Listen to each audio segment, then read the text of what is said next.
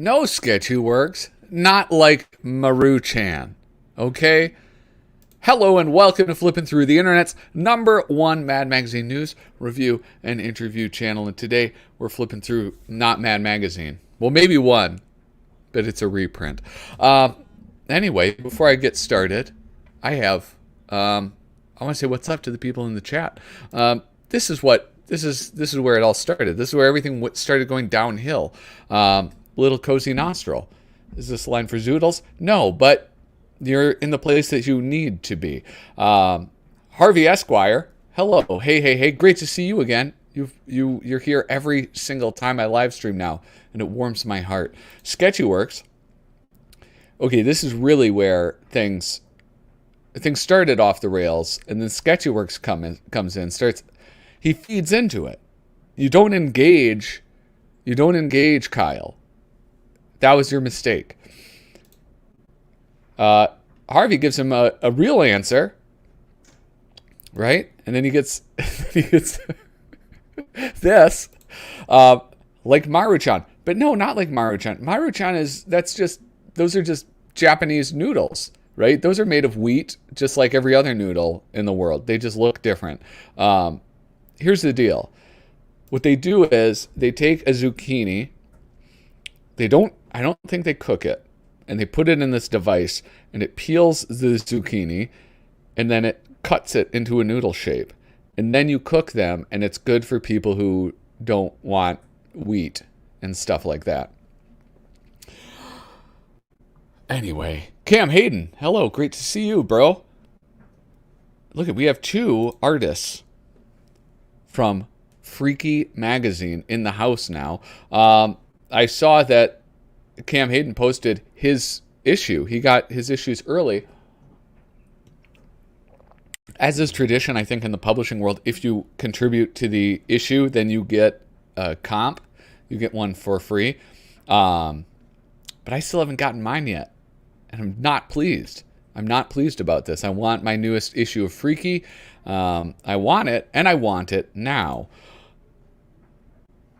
Don't make eye contact with the mod. You know, I was talking with Kyle Bridget the other day, and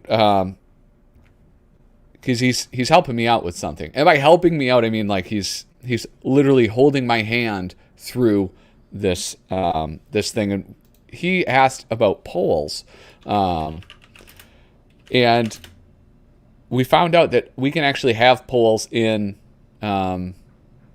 YouTube on the thing. So I'm going to say, should Kyle be banned as a mod? And look at, I'll ask the community.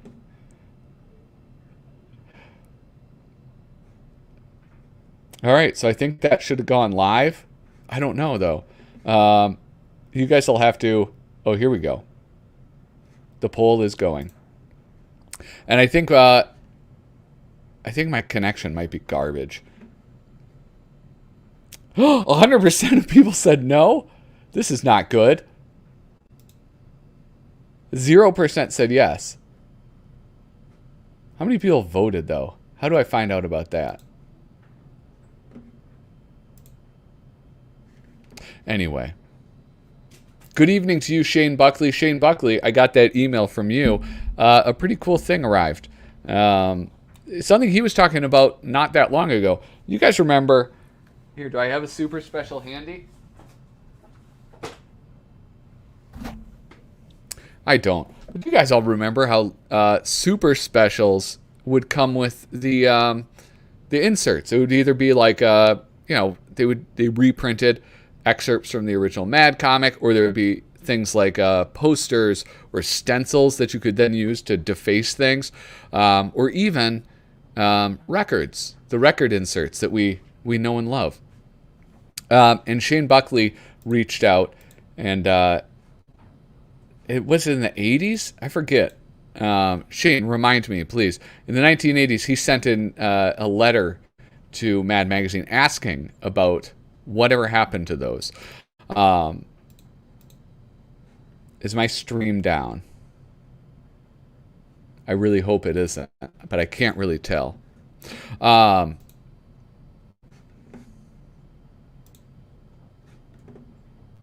We'll see. I'm going to close this window just so that I don't tax my internet any more than it needs to be. Anyway, before I do that, as I wait for Shane Buckley to reply, I do want to say a big shout out to those people who support me on Patreon. You guys are about to see, for the second time, look at this beautiful overhead camera that's now crisp and clean and focuses on things automatically. And look at what it's focusing on now. The wonderful stickers that you will get if you support me on Patreon. They're all bagged up. They're ready to ship out. And you can get some. All you have to do, patreon.com/flippinthrough. And these are the people who are supporting me on Patreon right now. David Strickler, Megan McInerney, Shane Buckley, Bobby Weigel, Cam Hayden, Ed Meisinger, Doug Guilford, Rob Wilson, Rod Mead Sperry, Andrew Goldfarb, Casey Ori, and Kyle Bridget. Hey, thanks for the support, guys, and I hope I can keep on earning it. Oh, I got heartburn. I just downed four Tums, and I thought that would do it. I thought that would help me.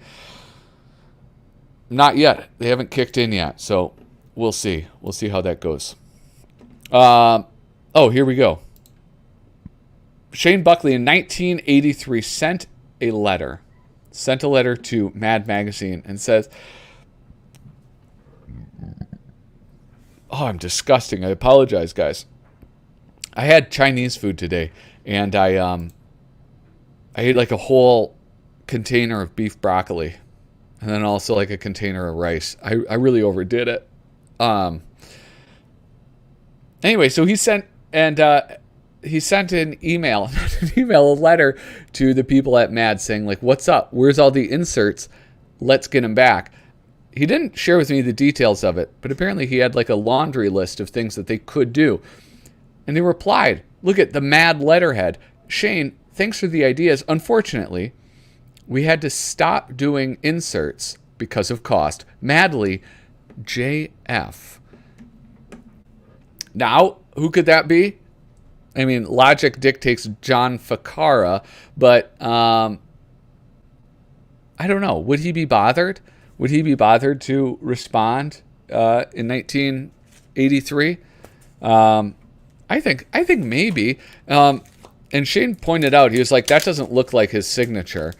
But what I think that there's probably a signature. I have nothing to base this on, by the way.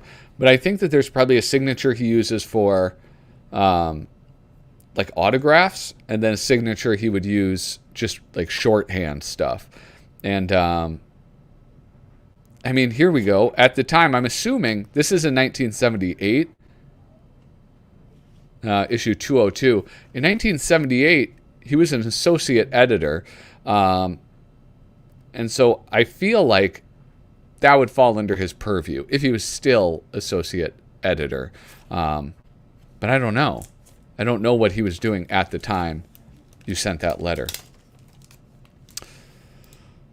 Oh, I know. Listen, when I do it, if I really let him rip, it gets stuck in this microphone filter. It's actually not that bad. So you're somewhat blessed if you got your smell-o-vision turned on. Stick with the Mugu guy pan. Wait, Mugu chi pan, chai. I got to stick with the beef and broccoli. That's what I live for. I'm sorry. It's just the best. I thought that was really cool, though. Shane Buckley. And I think this is like such a cool artifact to have. It's like, I don't know, tucked far away in my collection. In one of the care packages I got, I think it was from Bradford Smith, it was included was a rejection letter from Mad Magazine.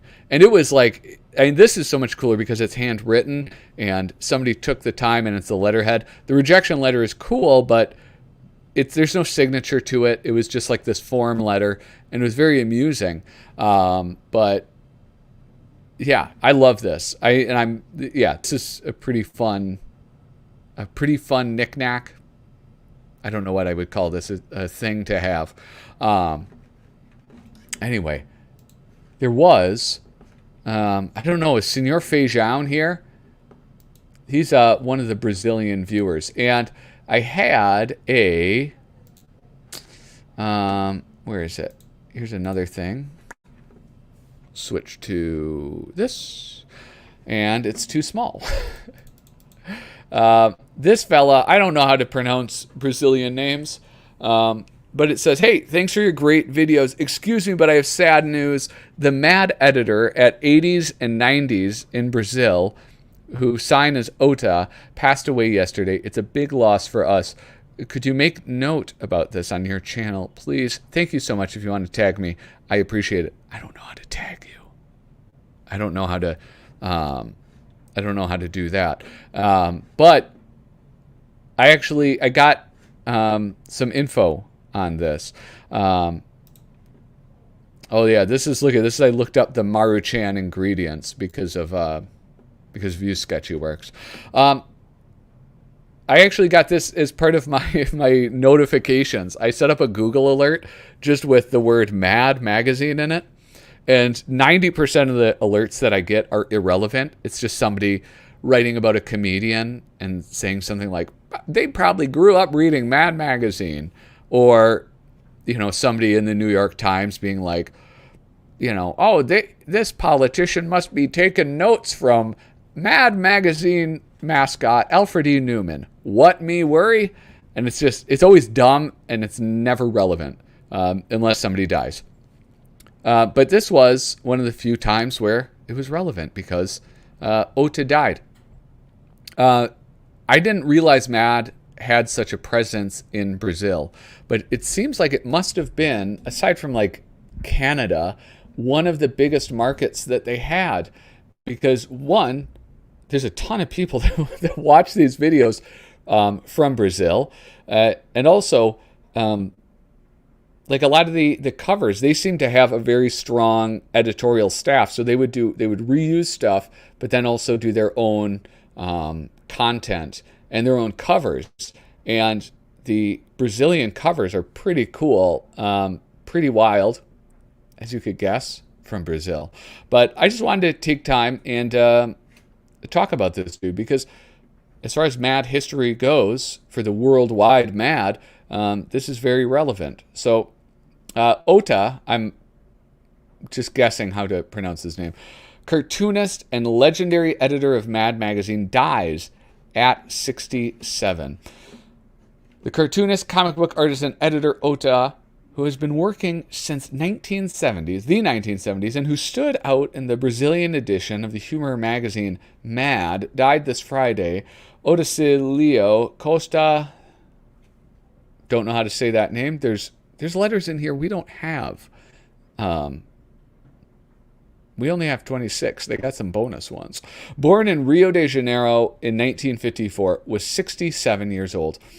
This part is like really sad.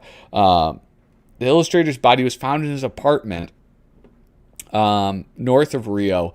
The death, caused by a sudden illness, was confirmed to Globo by the family. Ota felt bad on Wednesday and complained to the owner of the restaurant where he had lunch every day.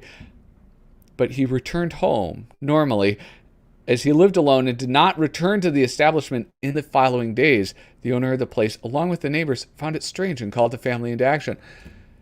So this dude who works at the restaurant sees him every day. Ota says, "Oh, I don't feel well." And he goes, "All right, take care of yourself. Go have some, have some tea, get some rest." Never sees him again. And it turns out he passed away. In 1974, Ota became the editor responsible for the national version of Mad, which would mark his career. In the magazine, he published the popular Relatórios Ota, where he signed art and text, combining simple strokes and scathing jokes to give his sarcastic vision to themes such as politics, Rio de Janeiro, pyramid schemes, or sex. I think this has to do with sex. If I had to guess. Yeah, he has like this very simple style. It reminds me of that guy who would do Spies and Sabs in Cracked magazine. It sort of reminds me of that, where it's like he's using almost like a chisel tip pen or something. So you get these kind of sharp lines which vary depending on the direction of his stroke. Here's the Oda report on sex. That's what that was from. He would remain with Mad while the magazine changed publishers, moving from Vecchi to Record 84 to 2000, Mythos 2006, and Panini. Love Panini. 2008. So, yeah, I mean, that was a long, long career at Mad Magazine. That would be, I don't know, that was not a temporary thing. That was not just a decade or two. This was a long time that he worked there. Upon leaving the last one, after a professional conflict, he declared that he would auction off all the collections related to Mad. Yeah, so I think this is like his Brazilians. Please forgive me. He had, this is sort of like right down here, an alter ego of Ota. So he was, somewhat inspired by himself with this one. I did find this, his Instagram, and it's all in Portuguese, as you would expect. But this is a lovely tribute to him, with a picture of his character and then a caricature of Ota himself. And yeah, man. So for my Brazilian comrades and compatriots, my condolences, Ota, a member of the usual gang of idiots, a member of the Mad family. But you can see some of his, he was really, it's kind of wild, like some of his stuff. So yeah, I don't know. Check it out. I'll do this. I'll drop this in the chat if you want to check out his Instagram and all of that stuff. Booyah. All right, let's get back to business. Well, that is business. Groda Orloff, hello, welcome.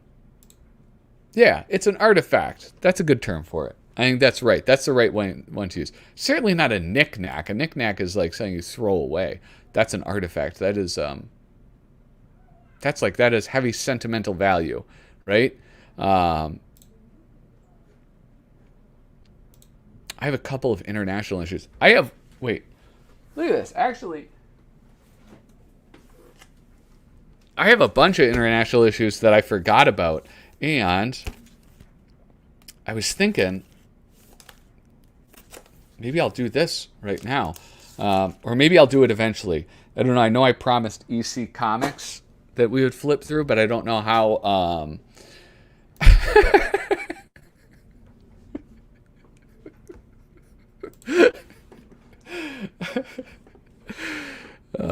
Show some respect. All right? Show some respect. Let's see this. I'm gonna. Oh, geez. I'm ending this poll. Look at. Kyle is strong but fair, and the poll has ended, and he is, as you can see, 18% of people said yes, 81% of people said no. So I would say that's very much near a landslide. I hope everybody, the people, have spoken. The people have spoken. What's the paddywhack a knick-knack? Oh, man. No, that actually reminds me of something that makes me sad. Norm Macdonald died, and he told my favorite joke of all time. It's not like part of his stand-up. I think that's always a failure when people try to explain like a stand-up bit, because that's really in their voice. This is not stand-up. This is just a joke he told. So I feel comfortable saying it. All right, so a frog walks into a bank, and he goes to the teller, goes to a banker. He says, "Hey, I need to take out a loan." And the banker says, "Well, please come to my office. Let's not do this here." And so the woman brings the frog into her office, and she says, my name is Patty Whack, and I am the loan officer here. What can you tell me about this loan? And the frog says, well, my name is Kermit, and I just need to take out a loan for a small glass elephant. And she kind of snickers a little bit. Kermit the frog. And he says, no, don't insult me. Kermit Jagger. My father was Mick Jagger, the famous rock musician. And so this lady goes, oh okay, so, but your father's Mick Jagger and you need a loan for what? And he goes, well, it's like this little glass elephant that I would like to purchase. She goes, I'm going to have to talk to the bank manager. So she goes into the bank manager and she goes, Mr. Bank Manager, there's a frog in my office. His name is Kermit Jagger, and he wants to get a loan for a small glass elephant. I don't think I should. And the bank manager becomes livid. And he says, it's a knick-knack, Patty Whack. Give the frog a loan. His old man's a rolling stone. And that's the joke. And I, of course, butchered it. It's a much better version if you look it up. I don't know, frog joke, Norm Macdonald. But it was absolutely my favorite of all time. And yeah, rest in peace, Norm Macdonald. I love the roast beef on a hard roll joke by Norm. I don't know that one. I've been watching for like, I don't know, the past 2 years. I found this channel called I'm Not Norm on YouTube. And the guy just puts together these compilations of Norm's like live television appearances or radio appearances. And it's just, there's so much fun to listen to. I'm not familiar with the roast beef on a hard roll joke. I'm glad you enjoyed it, Harvey.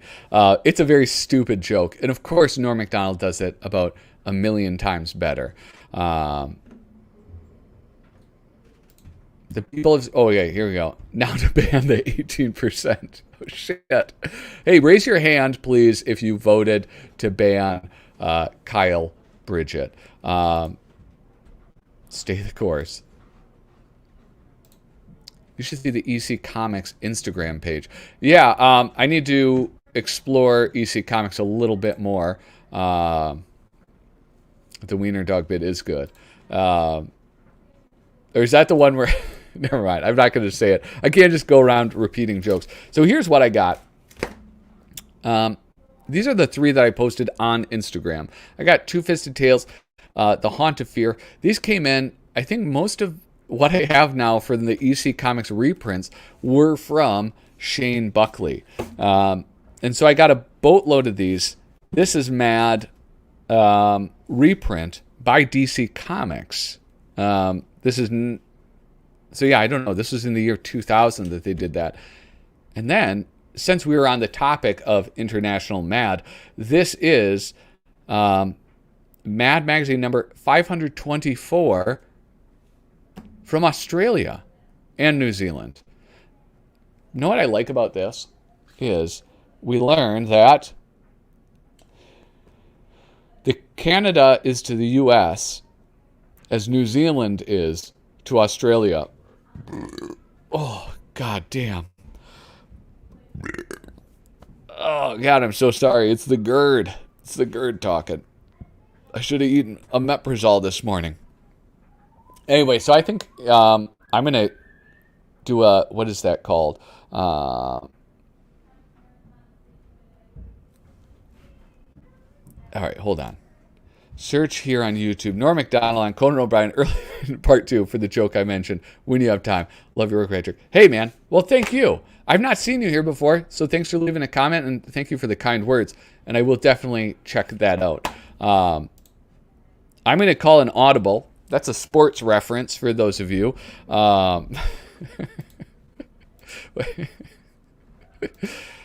It's true. New Zealand has zoodles too. I'm calling an audible. That's a sports reference from the United States where we play a game called football. And that's where I think they changed their mind. That's what happens. But this is, I think this might be a one that I got from Bradford Smith as well. And so here you go. Spider-Man, Wonder Woman poster, and a Christmas story. It's like there's a lot going on here. Is this from December? They don't have the month or anything on it. But they have some of the things, like they have the new Mad logo. What was the last issue of Mad? Wasn't it like 540 something? I don't know. I forget. But this is after we had the switch in the States and the reboot. They kept going with their numbering. But they adopted the new logo. Here we have a lovely superhero deaths. Barry Liebman and artist Angelo Torres. And Angelo Torres does some pretty great superheroes. And look at that. Namor, the Submariner, is Exxon to death. Let's zoom in on this. What I really like about this, you'll be able to tell in a little bit, is the newsprint. While camping in the woods, the Human Torch is stomped to death by Smokey the Bear. Whoever wrote this, Barry Liebman, it's Smokey Bear, not Smokey the Bear. Ignoramuses, man. I don't know that I can handle this type of inaccuracy. Bruce Banner learns that even though he grows 5 times larger when he transforms into the Hulk, his jockstrap definitely does not. Aquaman dies of natural causes on a New Jersey beach. Ant-Man and the Wasp are found dead in a Roach hotel. And while visiting Detroit, Iron Man is dismantled by nearsighted car strippers. Here we have, I don't know, this is, like, what a lame-ass gift. So, we get stuff in the States, like a nice lithograph or something of Alfred E. Newman, or like I got the cover with the finger. I got that cover. I got that issue from the Mad Vault, one that was pulled off the newsstand. I got that for having a subscription. Here, you can win. You don't even get it. You might win Pictionary Air or Uno. That's what they can do to get you to subscribe. All right, no wonder that readership really dove. Mad 524, editor, designer, DJ Williams, U.S. editorial, Rebecca Bohan, Susie Hutchinson, art director, Paula Serverberger. When did this come out? I don't understand this. There's nothing to indicate the time. You know what I just realized? This must be around the time where they did, there was possibly the worst cover of the reboot. It was Wonder Woman, with her lasso of truth, roping up somebody. Which issue was that? That was it was shockingly bad. Let me go to Mad Cover site.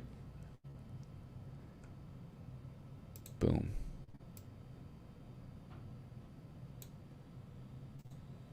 You're gonna have to just deal with this for a moment.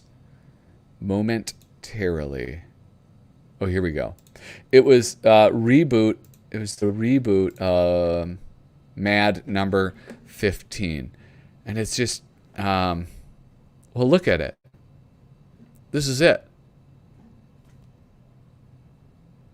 What? What? That was it? That was the cover?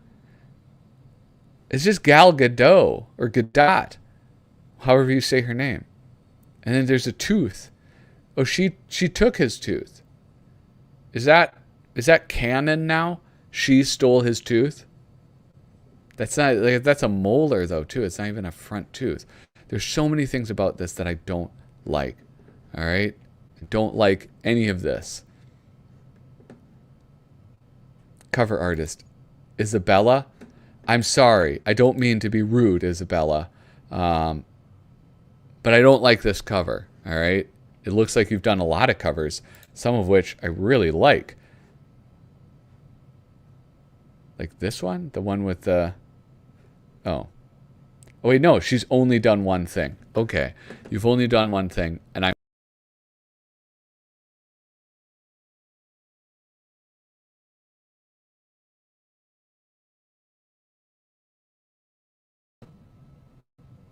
Am I back? I fudged that up. Sorry. I'm sorry that your one contribution to Mad Magazine was a stinker. All right? I feel sorry for that. Yeah, I think Bradford told me that you can. It's just expensive because they have to ship it to America. So I don't know if it would be super worthless.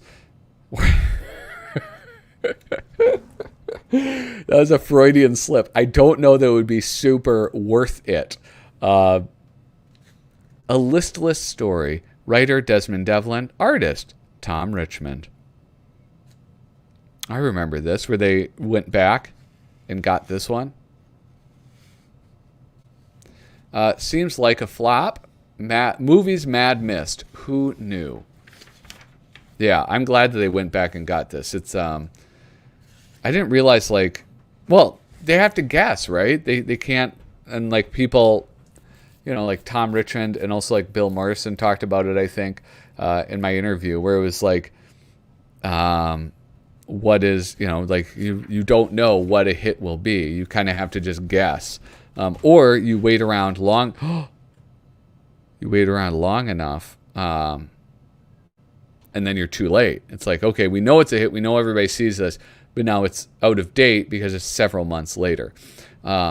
Was this published in issue 20 or 22? Because this is like, I really like this. So, what is this? What are these takes on? Obviously, Batman. Amazing Fantasy number. What is it? 15. I always get it wrong. Here's the Plastic Man. And then what is this? Is this the one, what's his name, that Eisner did? I want to say the Shadow, but it's not the Spirit, right? Is that a Spirit cover? Yeah, I think it is. But that's beautiful, man. That's so cool. Oh, look at, yeah, there it is right there. There's a cover for the Spirit. So my guess would be that's what he was going for. This is cool. I don't remember ever seeing this. Is it possible that this was an exclusive to Australia? Or is my memory just that stinky? Spirit, top left. Excellent. Thank you. I'm a genius. Does the mag have the fine print publisher info on the first page?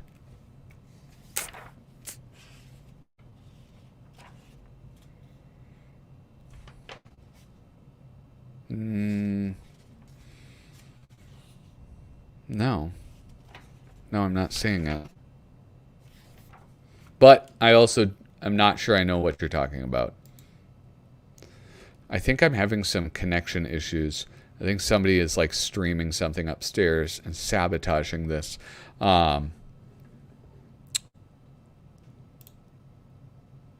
are your thoughts on the cover of the upcoming Mad issue? Sketchy Works.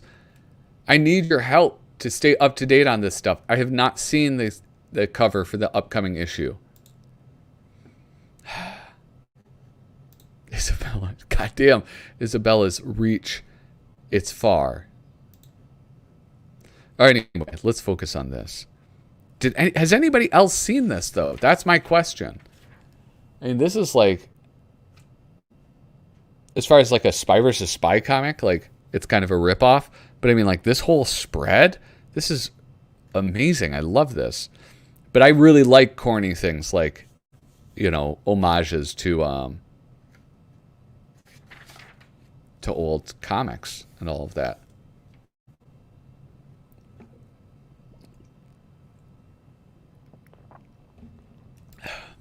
All right, everybody, please don't say anything to Aaron for the next 5 minutes. All right, he's late, and that is his penance for being late. Okay, Kyle, keep an eye on him. See if we need to see if a banning is in order. Shock horror. Tay cares about 2 things at once. I don't like what? This has to be. This is like. Is Taylor Swift like big in Australia or something? Yeah. Just, like possibly dozens of Australians have seen that. It's looks new to me by Iron Longford. All right. Well, that's cool then. I mean, like that's really neat. With great power comes great responsibility. John Adams. This is a dude I really liked. He was part of that reboot of The Lighter Side of, which I thought was really good. Certainly, I mean, the first appearance of The Lighter Side of made me laugh quite a bit. I did think it was better than Dave Berg's and a million times better than the darker side of The Lighter Side of. Yeah, look at this. I really like this guy's art style. It sort of reminds me a little bit of it's like an animated version or like an expressive version of like an airline pamphlet that tells you your you know, how you're going to die. What, Uncle Ben? Oh, Peter. Oh, you're home early for the first time in 20 years. Oh, dear. Well, this is awkward. You've been resurrected. It's the happiest day of my life. Come here, you. You might want to hold off on the hug. And remember that time I died in your arms? When I may or may not have been pretending? Aunt May, what is he saying? I'm just going to avoid all conflict by crawling under this table. My entire moral compass formed the night you died. I blamed myself for your death daily. I got a tattoo of you that ended up on a blog of the worst tattoos. But all this time you faked it. Why? There's a reason. Your aunt and I never had kids. And it wasn't my sperm count. When we lost your parents, your aunt wanted to take you in. I wanted to keep enjoying life. So as a compromise, I've been living in a secret room beneath the stairs. Like in that movie Parasite, which I also watched in secret. Okay, I'm just processing all of this. I guess it's okay. I forgive you. You made your decision. I'm sure you regret. Not really. Why didn't this go into an American Mad? Why would this not be put there? Oh, God. Oh, my God.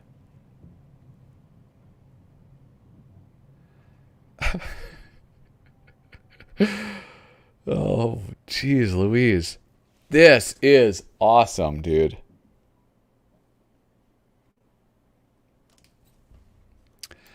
Send the cover to you. Hope you can catch up on your social medias. Well, where'd you send it? Instagram? Probably Instagram. That's where Sketch sends me stuff. Instagram. Boom. Here we go. Where is it? Oh, here it is. Oh, look at this. Yeah, let's take a break real quick. Let's look at this. To hell with Mad. When did this guy post this? 3 days ago. To hell with that, the devil mad us do it. We sold our souls to dig deep in the far corners of... Oh, this is just like somebody else wrote this up. This is just like the thing they put in previews. Known as the bottomless pit of Mad Archives, to summon up the most devilishly good dissertations for Mad number 22. Sacrifice your funny bone with classic parodies like the Exorcist, the Ominous, and the Calamityville Horror. Includes spooky classics from Sergio Aragones. It's just non-stop, you guys. You don't understand. I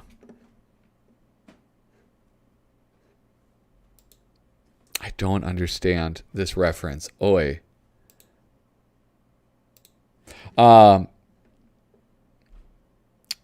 Word wizard Frank Jacobs and crafty Paul Coker Jr. conjure up some horrifying cliches, new spooky cover art by me, and new freaky fold-in. Excuse me,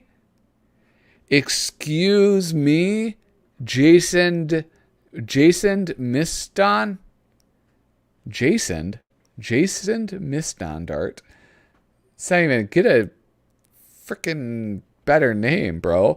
And a new freaky fold-in, copyright, by writer, artist, and fellow idiot Johnny Sampson. On sale October 5th. That's really soon. That's next Wednesday. That's great. Yeah, I did try Tums, okay? I tried it. I ate 4 of them. I OD'd on Tums. Maybe that's the reason. It's in American Mad Reboot number 15. Oh, is it? God, I have a short memory. This is awesome, that thing.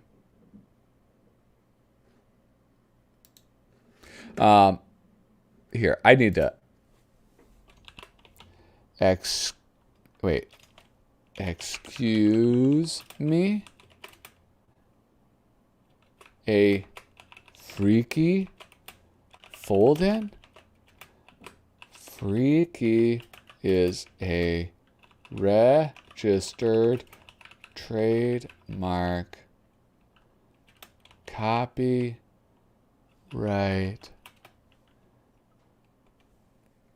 Andrew Goldfarb.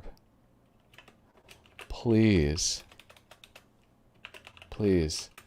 cease and desist. All right. Perfect. Okay. So now that I got all that taken care of, what was I doing? What was I talking about?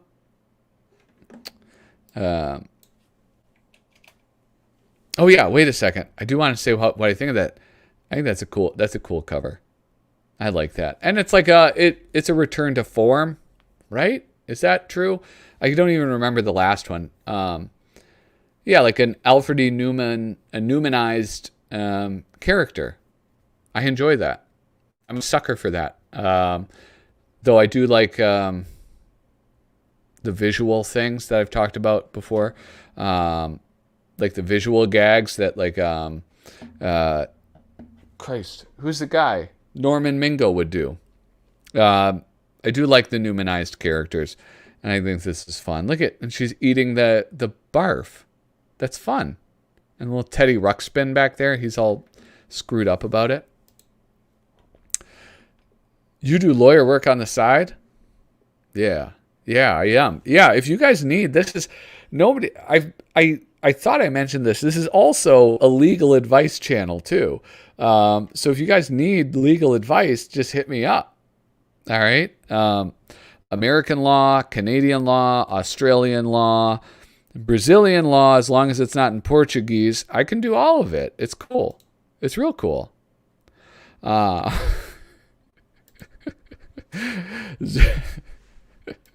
don't know why. Why do your comments make me laugh so much?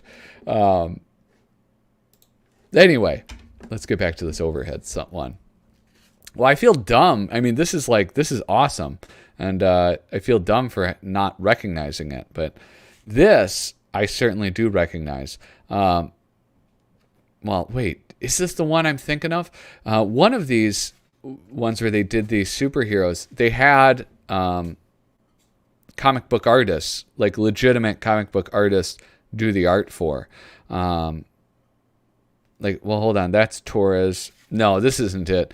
The one I'm thinking of was superior to this because they had, they even had like Frank Miller and Jim Lee and a bunch of the DC artists, like the big DC artists, doing work on it. So I thought that was pretty cool.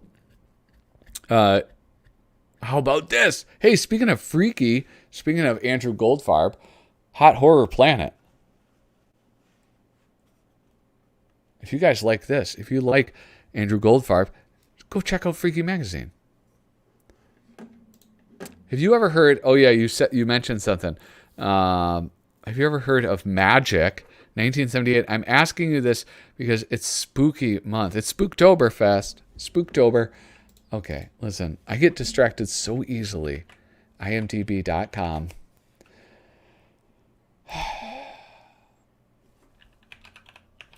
And now there's this thing called Apple TV Plus, and it's like, am I gonna have to get that now? Because it looks like some like decent shows are gonna be on it. Magic 1978. Oh, this is messed up. Richard Attenborough. Oh no, I was thinking of David Attenborough. Wouldn't it be better if it was David Attenborough who did this? This has to be where they get oh my gosh. If I play this, will you guys hear it? Tell me if you hear this. There's nothing, no sound right now.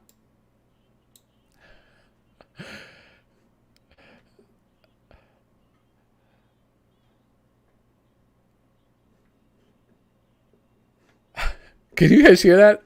Oh, you can't hear it. Oh, that's screwed up. We won't. All right, sorry.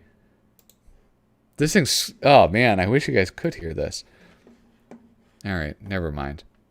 This is going off the rails. No more IMDb. I've not seen that, but I like it already. The Weird Beard does his part for the earth. Mister, may I get a straw for my milk? Here you go. Oh, the straw will end up in the ocean, poking out a dolphin's eye. I shall sacrifice myself so that the dolphin can see. Now open up and wring me out. Thanks, Weird Beard. Could you gift wrap this? It's a Christmas present for my sister. Stop. We waste $12 billion a year on gift wrap, and most of it can't be recycled. It's too thin with too much ink and usually covered with tape. Plus, the glitter ends up in the fishy tummies. Here, wrap me around your gift instead. Merry Christmas. Thanks, beautiful. Oh, wait. Oh, it's beautiful. Thanks, sis. And thanks, Weird Beard. Andrew the Slow Poisoner, Goldfarb.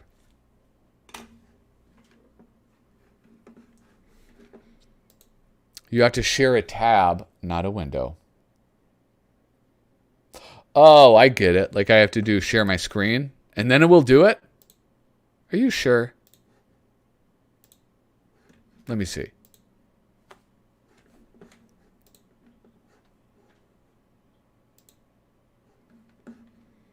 Can you guys hear that now?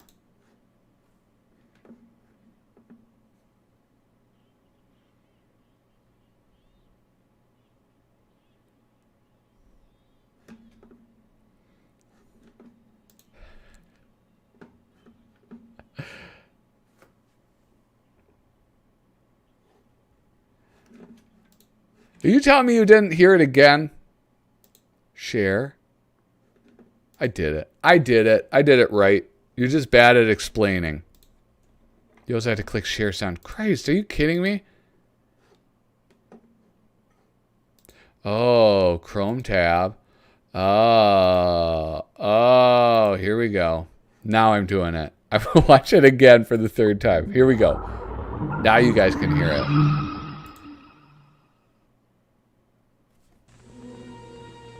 Abracadabra, I sit on his knee. Presto, changeo, and now he is me. Hocus pocus, we take her to bed. Magic is free. mean? We're dead. Josephine Levine presents Magic, a terrifying love story starring Anthony Hopkins, Anne Margaret, and Burgess Meredith. This movie has Anthony Hopkins, Anne Margaret, and Burgess Meredith in it. Sir Anthony Hopkins. I can't put on subtitles. I'm done with this. Anyway, let's keep flipping through this. A bad look at Quarantine. How old? Oh, I guess we have had a quarantine for like a year, right? Oh, and here's this work of art. Wonder Woman and the Lasso of Tooth. Whoever did, oh my God. This truly is offensive. I mean, I hate it. I hate it. Real life superheroes at comic book conventions. I feel like the past couple issues that I've flipped through, I've been blessed with awesome Al Jaffe pages where you can see, I don't know. It's always, I like the fold-ins, but I really love his illustrations outside of that, right? Like, because those are all like painterly. It's just not the same as the bits he does.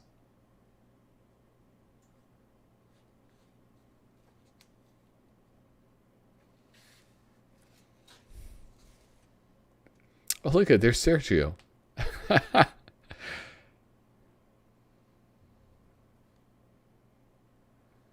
wonder if there's anybody else hidden in here. There was another Comic-Con one I looked at recently, and I don't know, was it Shane Buckley or like Harvey Esquire who was pointing out all the people that were in it? They're like, oh, this is so-and-so, and that's the colorist for Sergio, and that's some other guy.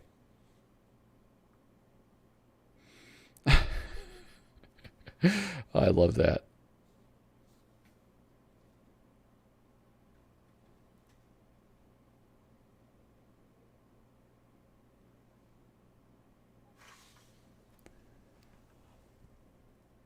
Subs or dubs? Oh, subs or dubs? It depends. I would say sketchy works. I'm assuming this is a question about anime. When I was in high school, that's when I got into anime, and it was Cowboy Bebop on Adult Swim, and also Trigun. I was into that too, and a little bit of Gundam. But those were all, my first exposure was dubbed, and I really like the voice, especially in Cowboy Bebop. I think the dub on that is exceptional. But watching something like One Punch Man, I watch subtitled. So I'm reading Al Jaffe's biography right now. What is that? I mean, I know what a biography is. I know who Al Jaffe is, but I was not familiar with an Al Jaffe biography.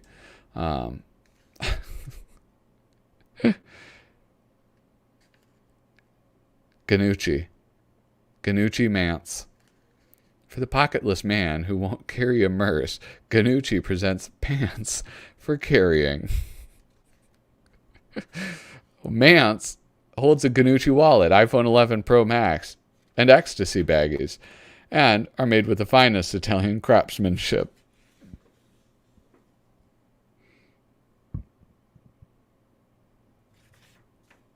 The top 10 least valuable Spider-Man comics in your collection. Spider-Man's recycled stories. The unshaven Spider-Man. This is really cool because they have like a bunch of the different eras of Spider-Man. That's neat. I don't remember seeing this ever.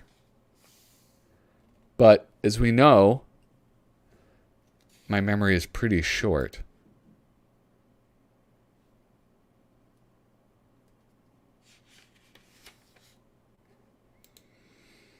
Wait, what? I'm too busy reading to notice that. That's kind of interesting. A liberal hopes, a liberal knows. This is like, what is this? This is a real stick in the eye of those people who are like, they don't make fun of liberals. They just make fun of conservatives. I'm one of those people that, that has said that. A liberal hopes to spend all his free time protesting in an earnest effort to effect change. A liberal knows after a week or two he'll spend all his free time binge watching sitcoms on Netflix. A liberal hopes that Twitter will ban Trump since his tweet could potentially pose a threat to national security. A liberal knows that they'll never ban Trump since he's the only reason millions of users still bother with Twitter.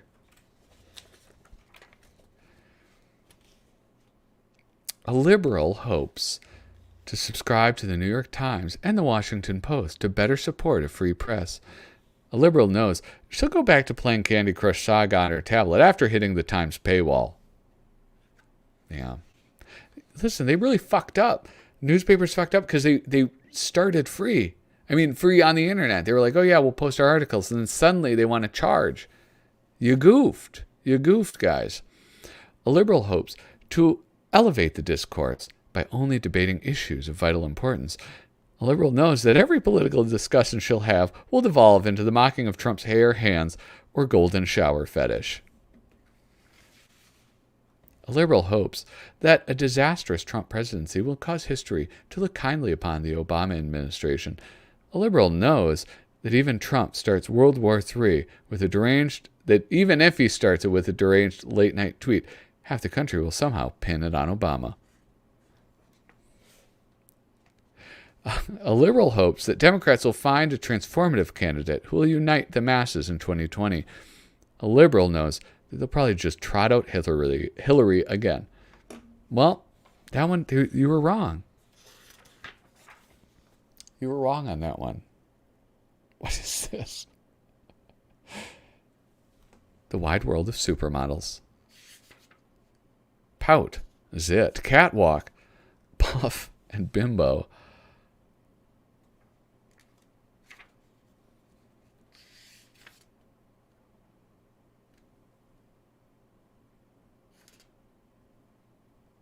A graphic novel review. Wait, what?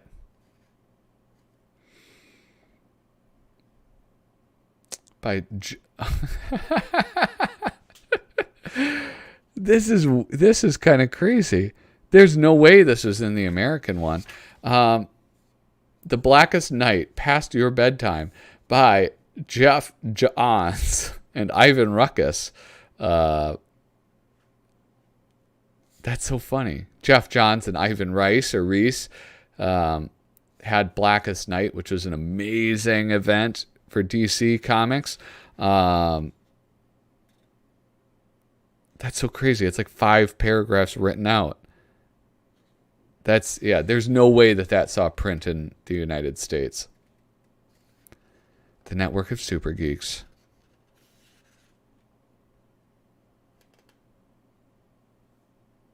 Who did this? Oh, Dan Lebke and Darren Roach.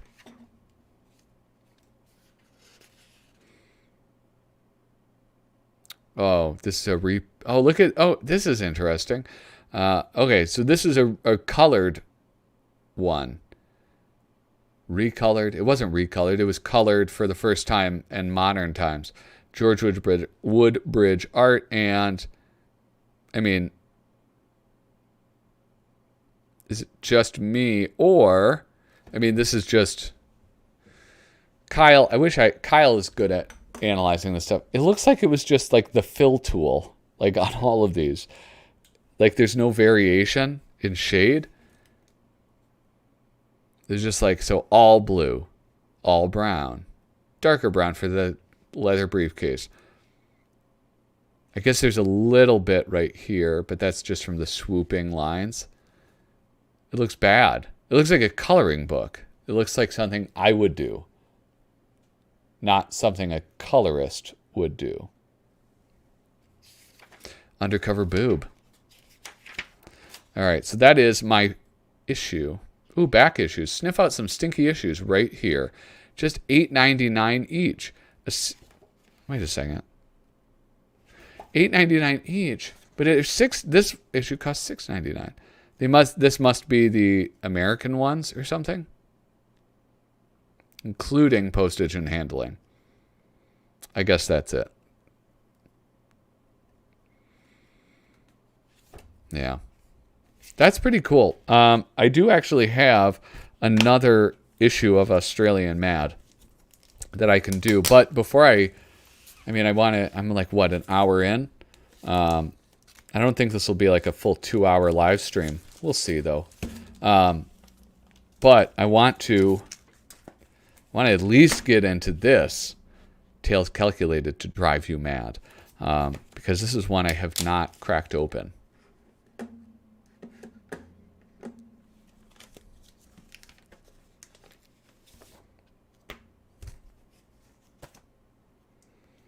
Now there's this, I don't know the deal with this, to be honest. With this reprint, it's got, they would always do these fancy things. And so this is embossed, and it says DC Comics Millennium Editions. And so yeah, it's like, not holographic. It's just metallic, but it's embossed.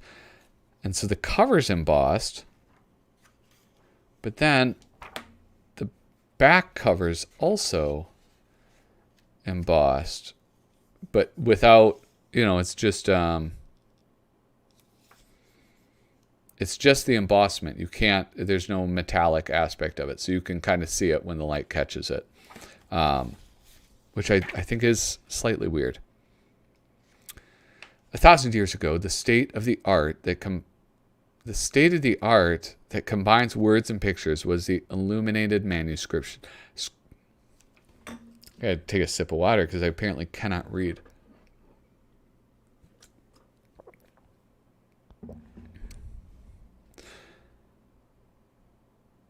Was the illuminated manuscript a carefully crafted, fragile document telling a tale only a select few would ever be privileged to read?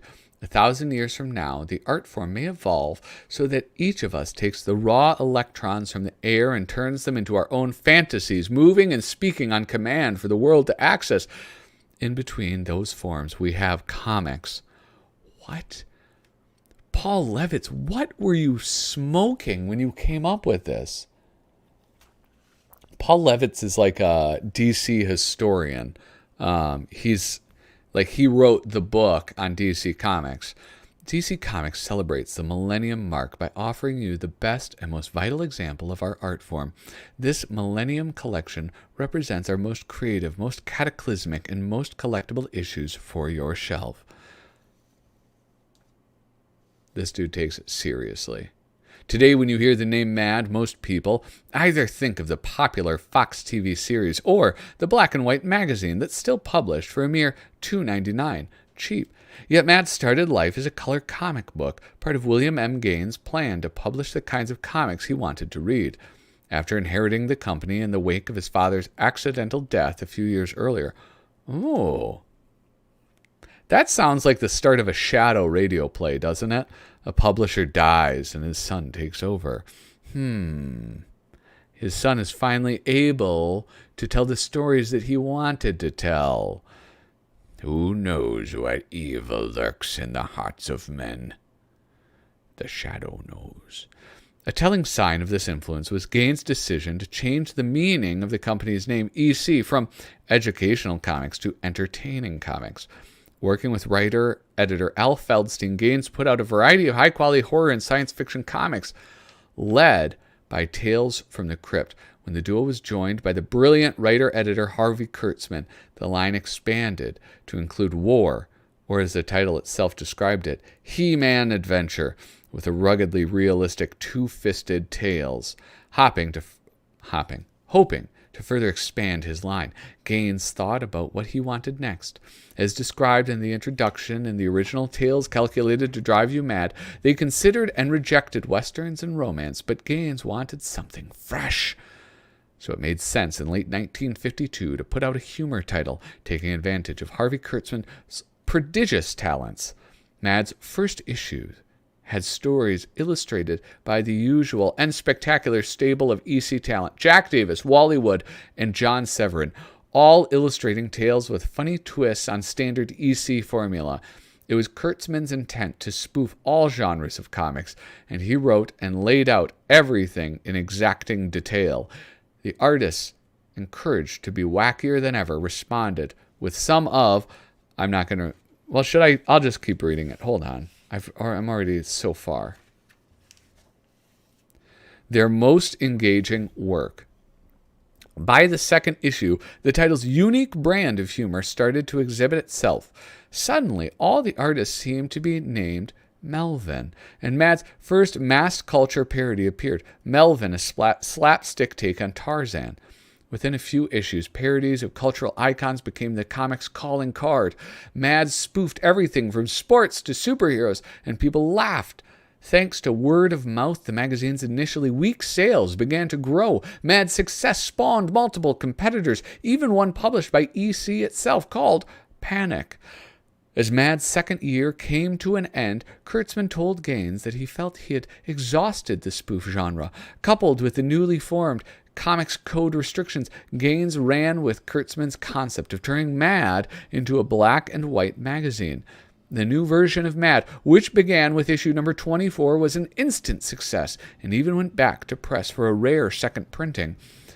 It has been a black and white success ever since, outlasting all its competitors and giving the world Alfred E. Newman, Spy vs. Spy, and wonderful artists including Sergio Aragones, Don Martin, and Mort Drucker, among many others. Mad continues to thrive to this day, filled with inspired work by the usual gang of idiots, and always pondering the question, what? Me? Worry? All right.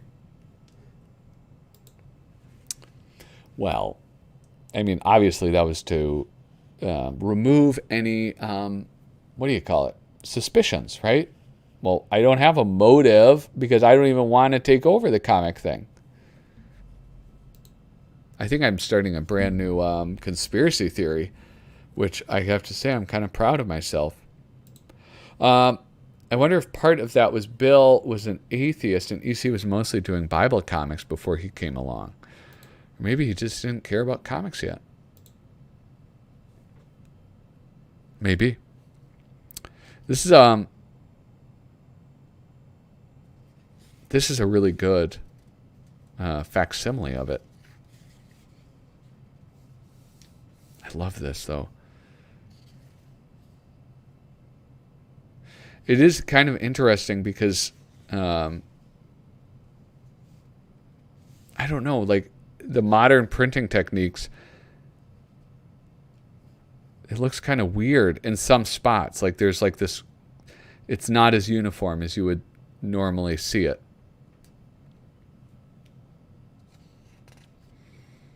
I love that. I love these expressions. And this is my favorite one of all. Wait a second. Have I flipped through this? Did I flip through this on a live stream? This is the one where I remember reading this as a kid, and this one stuck with me so freaking much. Speed, more speed. I've got to see Melvin. It's this beautiful future with people cruising around on these like little mopeds. Melvin, my friend, he's one of the few active minds around today. I've got to tell him my terrible thought. Melvin, my buddy, one of the rare brains that still thinks. I've got to tell him of the calamity that might overtake us. Melvin, my pal, he will understand what I'm thinking. He will sympathize with me. Ah, there's Melvin's skyscraper now. So he's cruising, trying to find him, right? The whole thing is, you have people. The people over time became so intelligent that they stopped using their bodies. And their heads grew massive. And so he wants to talk to the Melvin. From what I've read in our first history books, the first primitive caveman was much like a walking ape. He simply would bash the female on the head with his fist or some convenient blunt instrument. And that would be that. There wouldn't be anything else to it.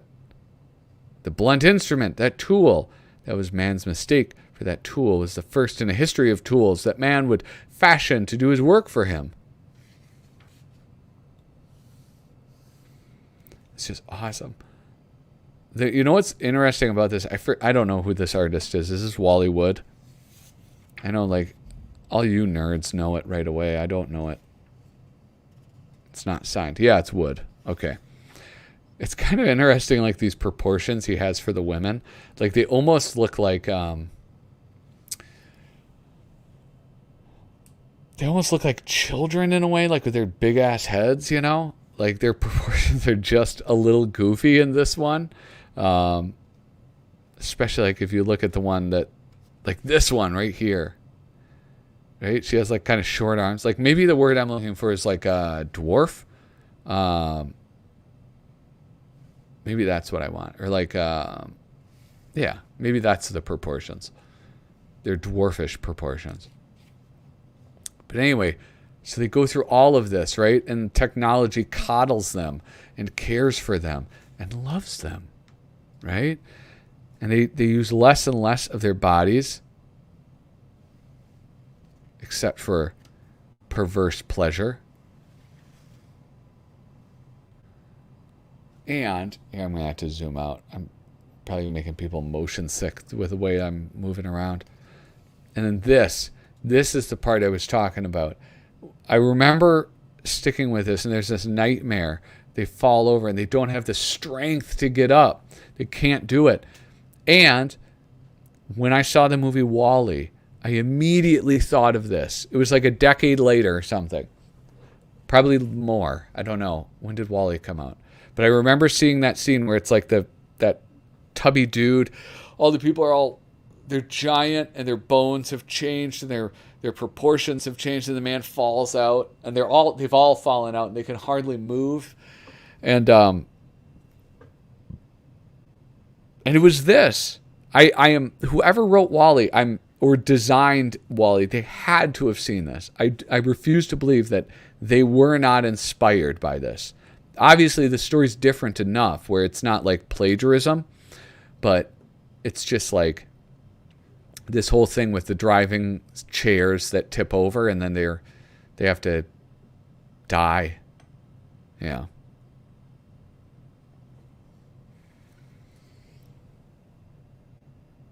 Is WALL-E based on a true story? Oh, is WALL-E based on this story? No. But maybe, I don't know. I'd be interested to know if, like, WALL-E was exactly what I thought of too. It's uncanny. Like, I remember seeing it, and it was just like instantly went back to the story. Because it's a powerful story. If you guys, like, take the time, and I highly suggest you do if you can get one of these facsimile editions or reprints, whatever this qualifies as, this is worth reading. This is one of the best stories, I think, that was ever produced in MAD. Because, strictly speaking, I don't know that it is all that funny. It's just very interesting.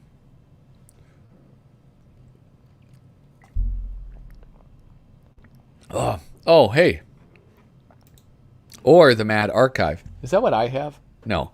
I need to get, and this just popped into my head. What I really want to get now is the MAD Artist Edition.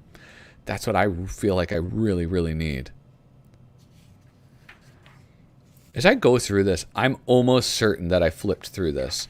So I think I'm gonna fast forward through this and move on to something else if that's not too offensive to you guys. It is what you have. Excellent. Thank you. Yeah, I want to get that artist edition though. That's what I really want to get.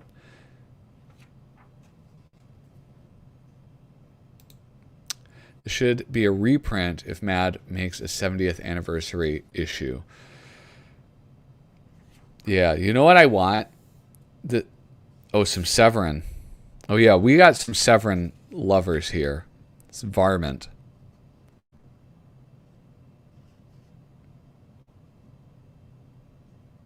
I love the use of all the sound effects and stuff in that.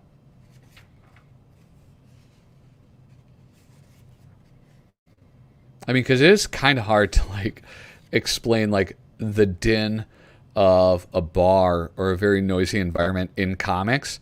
But if you think about, I mean, like, appreciating Severin, like, if you have this big, noisy, raucous place, not only do you have it, like, completely packed visually, but then on top of that, you have all of these sound effects overlaying and just, like, bashing their way into it.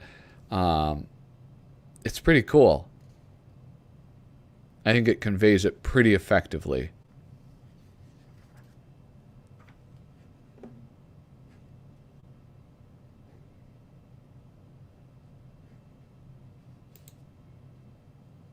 Aaron Grimm YouTube.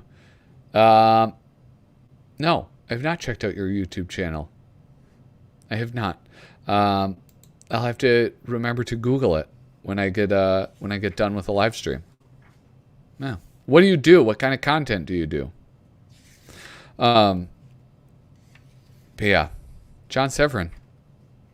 What a gem. Oh, going back to Sketchyworks, that 70th. This is, know what I would love? And listen, before I say this, I want you to know, I understand how it sounds, okay? And I understand there's no reason for this to happen, for I am not qualified, okay? But I would really like, I like every once in a while I have this, like, fantasy that somebody will ask me my opinion about the future of Mad, or, like, an issue of Mad. Like, hey, we're doing this as our theme. What do you think should be in it? That's like, what a corny fantasy. What a lame fantasy to have. But it is indeed a fantasy that I have. Where's the one I'm looking for? I think it would be so much fun to have just any level of input on that. I think I'm going to go with The Haunt of Fear. I got to, like, re-bag and board these. I had this, I don't know if it's weird or anything, or if it's strange, but whenever I get like a comic, I like to bag and board them with my own stuff. I mean, this is just perfectly good. There's no reason for me to do that. I just sort of like doing that. I make animations, gaming videos, and other stuff. Oh, that's really cool. That's very cool. Hold on.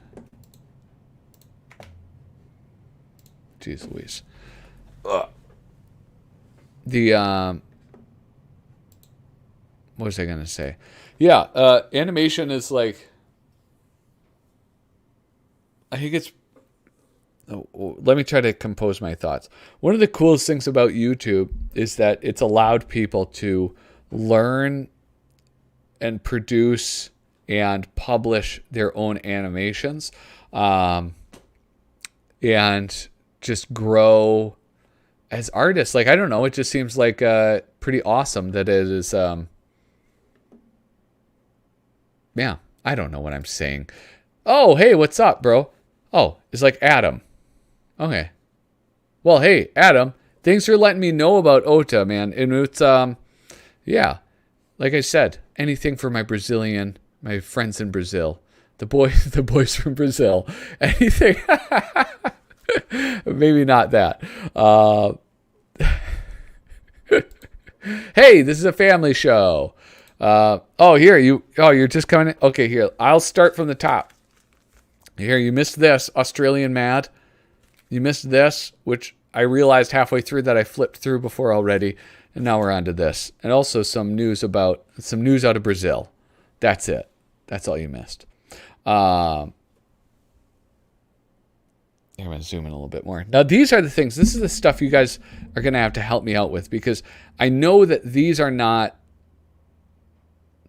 facsimiles. Like, this is a thick book.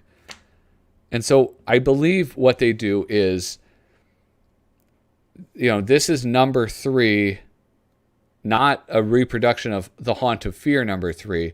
It's just the number 3 of this collection. And so it was, I think they pull stuff from multiple issues. And the genius that I am, I figured it out. They do that. So in this issue from Haunt of Fear number 19, Sucker Bait Lover, Come Back to Me, Doubleheader, and Foul Play. Here we have Graham Ingalls, George Evans, Jack Kamen, Jack Davis. From Weird Fantasy number 18, Counterclockwise by Severin and Elder, 0 Hour, Ray Bradbury story by Jack Kamen, Homesick by Al Williamson, and Judgment Day by Joe Orlando. Artist of the issue, Graham Ingalls.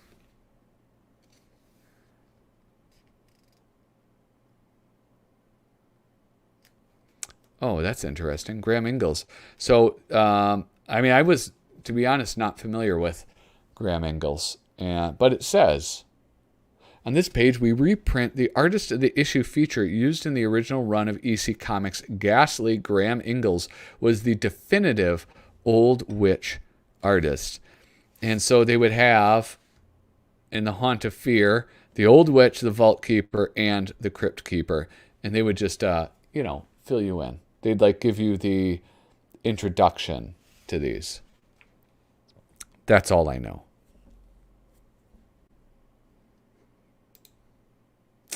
Bro, thank you so much. Thank you. I take a lot of care with them. I appreciate your noticing. Nobody else noticed. I'm an illustrator, and Mad inspired me to make caricatures. Well, Adam, bro, send me a link, dude. If you have a website, post a link. I'm on Instagram and Facebook. I have a group you could post it in, but I'd love to check it out. Yeah. Especially caricatures. What's not to like about that? Foul Play was an infamous story that got EC loads of trouble with the Senate. Oh, then we're going to that. Where's Foul Play? That's what I want to see. I want to see that stuff that got William Gaines hauled before Congress. Hold on, what is this? Sucker Bait. So this is Graham Ingalls. And to be honest, looking through this, well, okay. This is what I brought up before, is I asked, I think it was Kyle Bridget may have commented on it. But what I don't understand is that the EC artists seem to be just way in a different league than other comic book artists like DC and Marvel. It's just they were not they just seem superior in many ways. And I don't understand how many of them didn't move into mainstream comics once they were done with EC, or why they weren't why they weren't recruited by them. Because there's a lot of this stuff that it's just visually so much more, their visual storytelling is so much better than a lot of the superhero stuff of that day. Old Witch's Grim Fairy Tale. Here, I got to switch back. I want to see who did this. Doubleheader, Jack Kamen. Yeah, I'm gonna see that Jack Davis stuff. The Jack Davis stuff in EC is so much fun too, because I'm not used to seeing it colored. I'm used to seeing what he does in Mad Magazine. And so, yeah, it's pretty exciting to see his stuff in color. Foul play. Spring is here, eh, friends?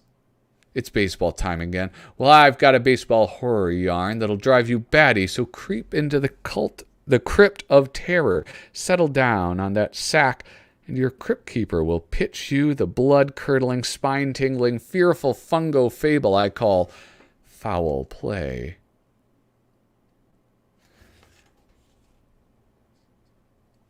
I got to zoom in on this, I think.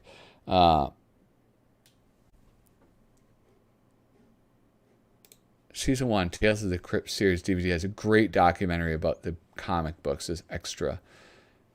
Yeah, that Tales from the Crypt, that's like one of the things I have memories of as a kid.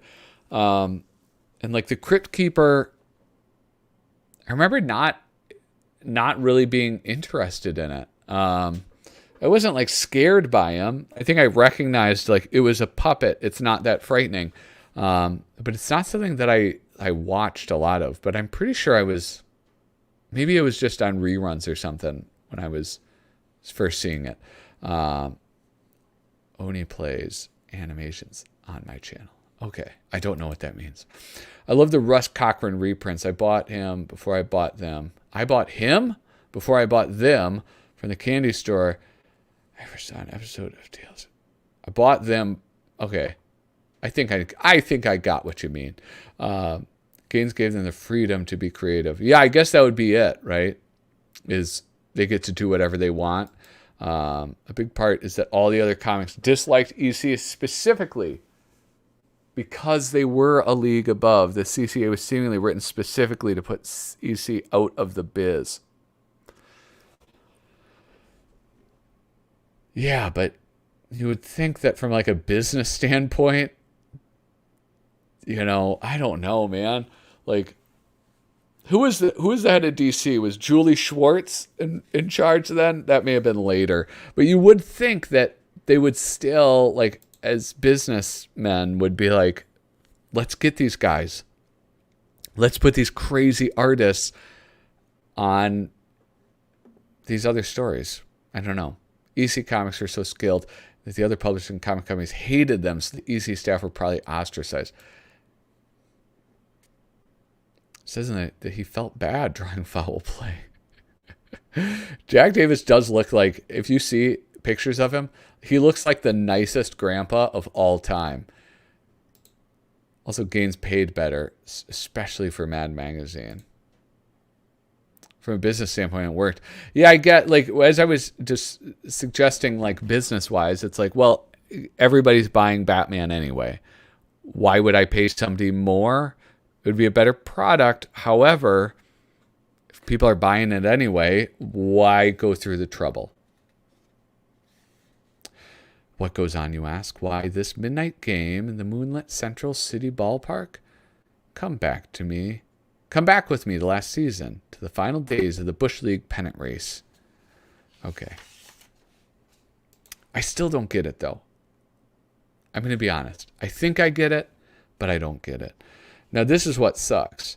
Is like Jack Davis, I don't know, maybe it's just the quality of this reprint. Maybe it's my color blindness, but it's like this visually is so hard for me to read. I don't know what it is for you guys, but like, I know it ain't my camera because I'm looking at both the book and my screen. And it's, yeah, I don't know. I don't know. It's just sort of hard to appreciate. It might just be the shitty printing. And, I mean, this is printed, like, this is smaller, right?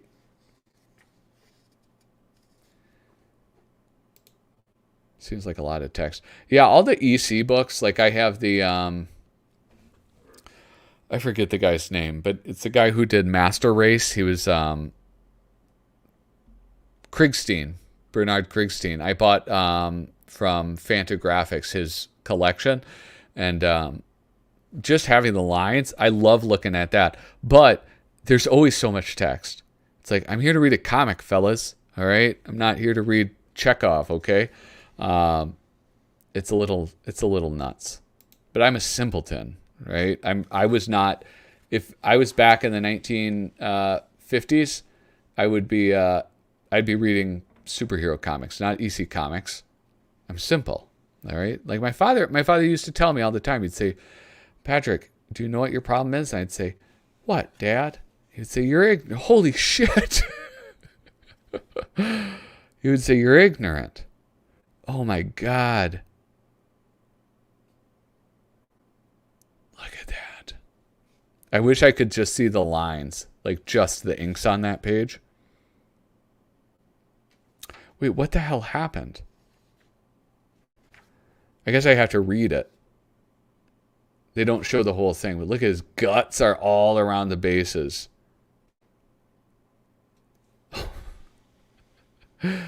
Oh my God.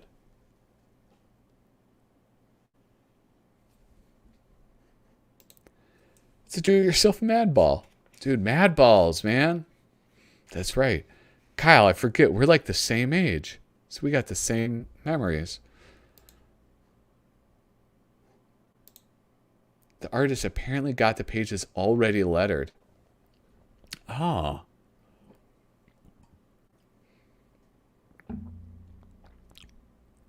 That makes sense. Right? In a way, it makes sense. Especially like if you have that much text versus if you have like, you know, the way like a comic page would traditionally be done is like the story would be all drawn out and then they'd fit the word bubbles in where they could.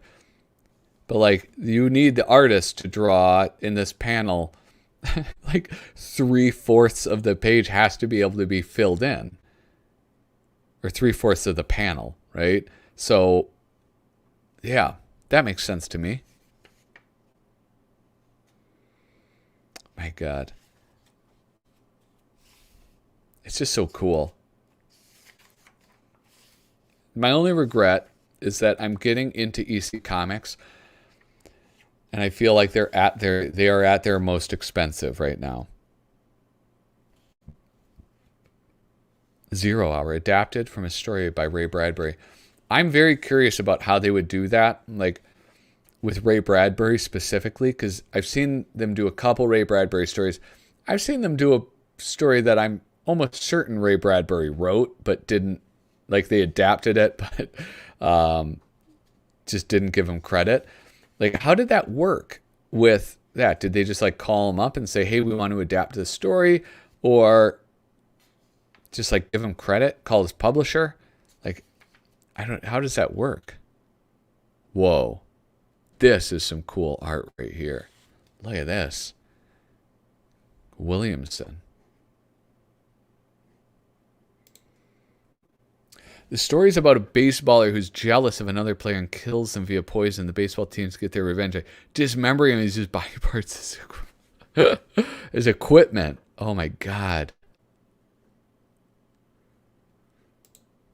The goriness got EC into a lot of trouble.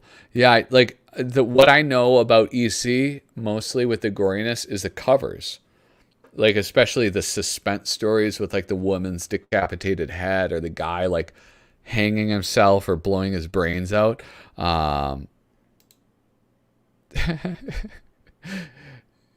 Bradbury called them and politely reminded them that he was the writer, I'm assuming.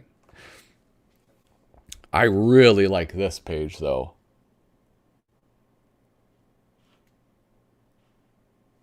This is beautiful. I like that. Is that like blue and yellow? I love that combination.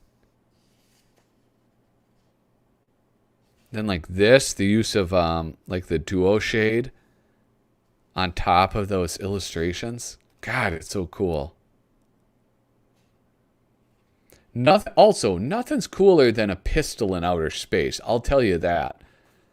I don't care if it's like doesn't make sense or it's not practical. Come on.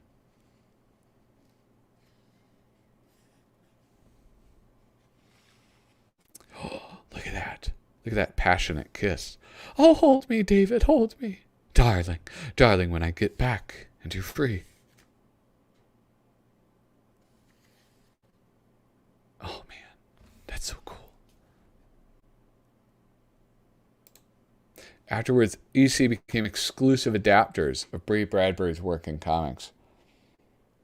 Well, that explains why I see his name so often with EC. Possibly Marie Severin. Look at this.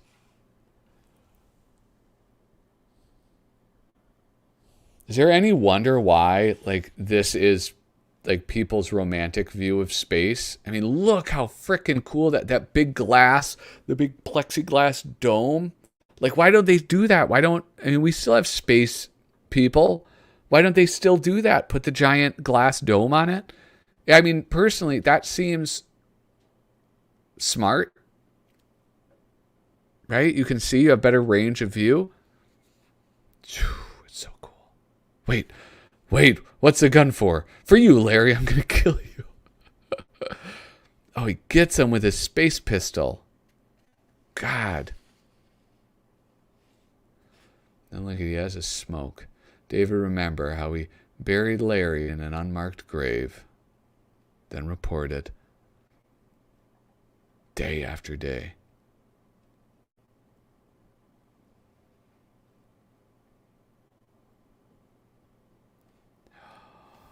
Oh my God. This is a perfect crime. Space murder.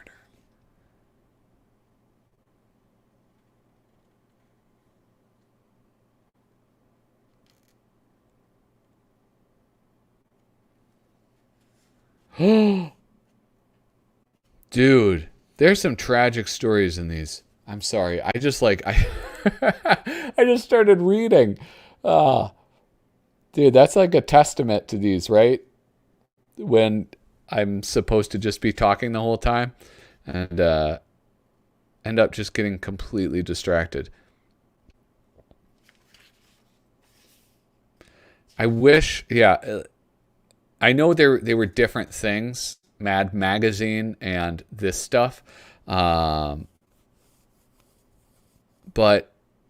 I wait a second. This was from the Illustrated Man? I just read the Illustrated Man like not that long ago. Did I miss that one or something? I don't remember that. Anyway. Judgment Day is another one. You should read some of the war stories. Yeah, I need to. Yeah. Oh, kayfabe. Cartoonist kayfabe. I mean, that's like one of the best YouTube channels for comic books. Probably, okay, this is what I would say. If it's strictly comic books and not comic book drama, they are the best. If you include comic book drama, they're not the best. But yeah, kayfabe is just like, you can learn so much just from hearing those two guys talk. And yeah, I've bought many books on their recommendation. If you guys haven't heard of them, Cartoonist Kayfabe, it's Ed Piskor and Jim Rugg, both very accomplished comic book artists, and it's very, very cool. It's still politically relevant today.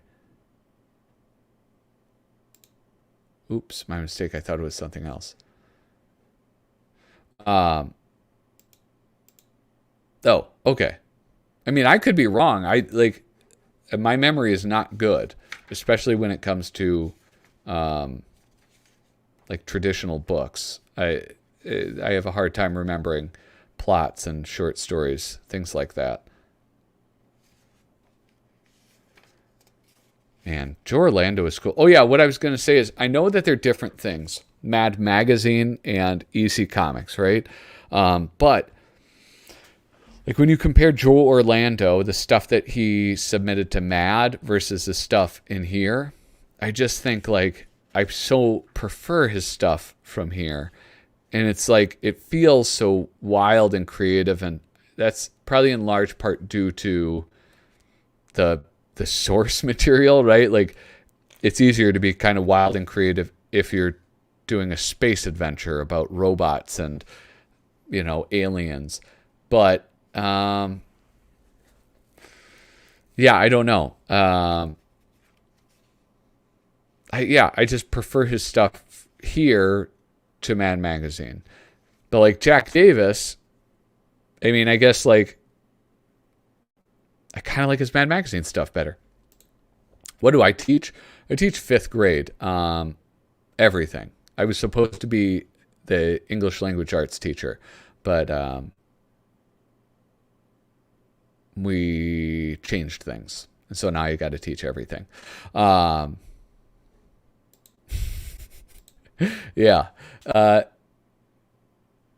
Yeah, that's that. Yeah. I was going to make like a self-deprecating joke, but I decided not to. Yeah, man, these are like, I have this huge stack of these EC comics, and I got to move it up. I got to move it up to my bedside and start like ripping through them. No, you know what I should do is I should start reading when I'm not in bed. I should start reading when I'm in, like go sit on the porch or something, read these. Why don't I think about that stuff? You know what else I'm going to do? I'm going to have a cigar tomorrow. That's what I'm going to do. And when I'm going to read these when I have a cigar. And you know what? I don't think it'll stink like a cigar. I think they'll be fine, right? And besides, I'm not going to sell them. So screw whoever gets them next. They can have them if they might have a little bit of a cigar smell. What are you going to do? Technically, Matt is still EC. Yeah, I meant like the comics, though. Like the EC comics versus Mad as a magazine.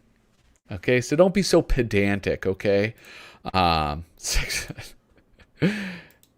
the gym teacher does that. Anyway, it is 1 hour and 43 minutes in. Hey, guys, know what I never said? I never guilt tripped you guys into hitting the thumbs up button. If you have not already, please take the time and hit the thumbs up button on this video. I think I just saw we had 11 thumbs up. That's quite impressive. I really appreciate that. I didn't even have to ask for it. Please hit that thumbs up button. Also, if you do not, consider supporting me on patreon.com/flippinthrough. I don't have a lot to offer. I got these sick, let's go. Boom, these 6 stickers that I got. Max Corner's here. This is a transparent sticker. What happened to the bag of stickers I just had? The Flippin' Through channel logo, the Potter ZB logo, and then the Potter ZB System of Weights and Measures sticker. I send those out to you, and I send them out to you no matter how much you decide to give me. One time somebody was like, $1, I'll support you for $1. And I sent the stickers and they were like, then they immediately canceled their support. I don't care. I still got $1 from them. I came out on top, I think. So I feel good about it. I was only mildly annoyed, if I'm being honest. So consider supporting me on Patreon, and it helps me get new cameras. It's going to help with the secret project because I'm about to have to buy some stuff for the secret project. This was a good show. Details later. What is that? What does that mean? Like you'll share how pleased you were with it later? Details about what? I don't know. What is this? That's a typo. I hope that's a typo. I hope you meant Kyle. Yeah, you meant Kyle for sure. Anyway, guys, thank you so much. I think that's about it. What? I should ban him. No, you can't ban him. You can't ban Sketchy Works. It was a typo, all right? Anyway, thank you guys so much for your support and sticking around and watching these videos. I sure have a lot of fun with them, and it's a lot of fun interacting with you guys in the chat. So, yeah, just thank you for that. Anyway, toodaloo.